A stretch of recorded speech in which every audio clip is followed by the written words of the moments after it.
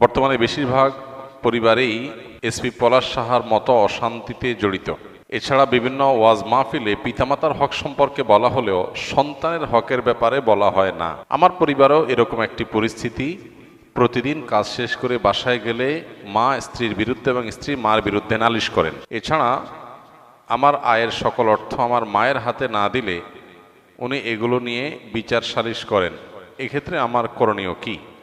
উল্লেখ্য যে আমি আমার পিতামাতা এবং স্ত্রীর হক আমার জ্ঞান অনুযায়ী যেটুকু জানি আদায় করার চেষ্টা করি এবং বিচারের ক্ষেত্রে আমি সম্পূর্ণ নিশ্চুপ থাকি, কারো পক্ষেই কথা বলি না। খুবই গুরুত্বপূর্ণ একটি প্রশ্ন।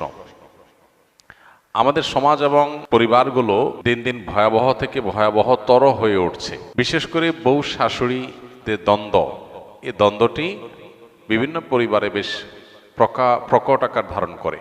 এর কারণ কি আর প্রতিকারের উপায় কি? দেখুন, এদেশ যেহেতু সংখ্যাগরিষ্ঠ মুসলিমদের দেশ, বেশিরভাগ মানুষের দেশে মুসলমান এবং অন্য ধর্মাবলম্বী যারা আছেন, হিন্দু বা অন্যরা, তারাও দিন শেষে ধার্মিক। তার ধর্মের ব্যাপারে তিনি যথেষ্ট শ্রদ্ধাশীল এবং সিরিয়াস। এটাই হলো এদেশের মানুষের বাস্তবতা।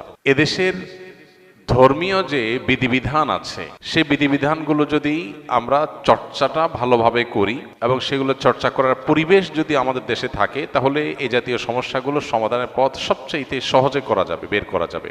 কোরআন এবং হাদিস মায়ের বেশ কিছু অধিকারের কথা বলেছে, আবার মায়ের কিছু কর্তব্যও দিয়েছে। ঠিক যেমনিভাবে বাবার কিছু অধিকার আছে, আবার বাবার কিছু কর্তব্যও আছে। একইভাবে স্বামী স্ত্রী পরস্পরের প্রতি অধিকার যেমন আছে, আবার কর্তব্যও আছে। আমরা অধিকারের ব্যাপারে যতটা সচেতন, কর্তব্যের ব্যাপারে ততটা সচেতন না। আল্লাহ সুবহানাহু ওয়া তাআলা কোরআনে কারীমে বলেছেন, ওয়ালাহুন্না মিসলুল্লাযী আলাইহিন্না। মেয়েদের কিছু অধিকার যেমন আছে নারী হিসাবে, আবার তাদের কিছু কর্তব্যও আছে। অতএব যেমন কর্তব্য আছে, অধিকারও তেমন আছে, দুইটাই আমাদেরকে খেয়াল রাখতে হবে। বেশিরভাগ মায়েরা মনে করেন সন্তান হিসাবে দুনিয়াতে এসেছে আমার ছেলে আমার মেয়ে, অতএব তারা মরণ পর্যন্ত আমি যা বলবো সেই কথা মোতাবেকই চলবে।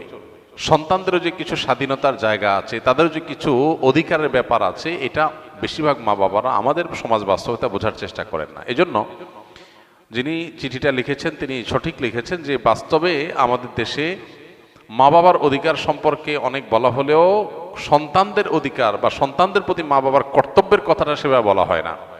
আলহামদুলিল্লাহ, এই বিষয়ে আমাদের একটা দীর্ঘ ভিডিও অনলাইনে আমাদের ইউটিউব চ্যানেলে, অন্যান্য সোশ্যাল মিডিয়ার প্ল্যাটফর্মে আমাদের আছে, যেখানে আমরা সন্তানের প্রতি বাবা মার কর্তব্য বা সন্তানের অধিকারগুলো কি কি সেগুলো আলোচনা করেছে এবং এগুলো আলোচনা আরো বাড়াতে হবে।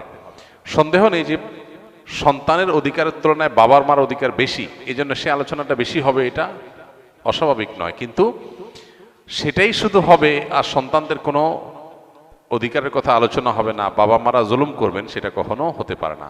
মা হিসাবে বাবা হিসাবে সন্তানের প্রতি জুলুম করলে তার বিচারও আল্লাহ তাআলা করবেন। এটা গুরুত্বপূর্ণ একটা বিষয়। আর বউ শাশুড়ির দ্বন্দ্ব মূলত হয়ে থাকে এই জন্য যে পরস্পরের প্রতি আমাদের করণীয় বা কর্তব্য সম্পর্কে আমরা জানি না। একটা সন্তান যখন প্রাপ্তবয়স্ক হয়, সে যখন উপার্জন করে, তার সকল টাকা আর পয়সা এনে মায়ের কাছে দিতে হবে, বাবার কাছে দিতে হবে, তারা যা খুশি করবে না, শরীয়ত এটা বলে না।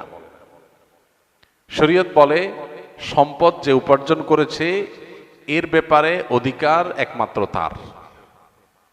হ্যাঁ, উপার্জিত সম্পদ থেকে মার চলার জন্য, মার বেঁচে থাকার জন্য, সুস্থতার জন্য, চিকিৎসার জন্য যেটা প্রয়োজন সন্তান হিসাবে সাধ্য অনুযায়ী, মায়ের নিজের না থাকলে বা দেয়ার মতো ব্যবস্থা না থাকলে অবশ্যই সন্তানকে সেটা বহন করতে হবে।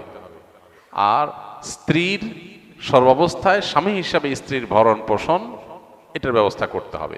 এর বাইরে উদ্বৃত্ত টাকা সেটা ছেলে কি মাকে উপহার হিসাবে অতিরিক্ত দিবে, না স্ত্রীকে দিবে, না কাকে কত দিবে, নাকি আদৌ কাউকে না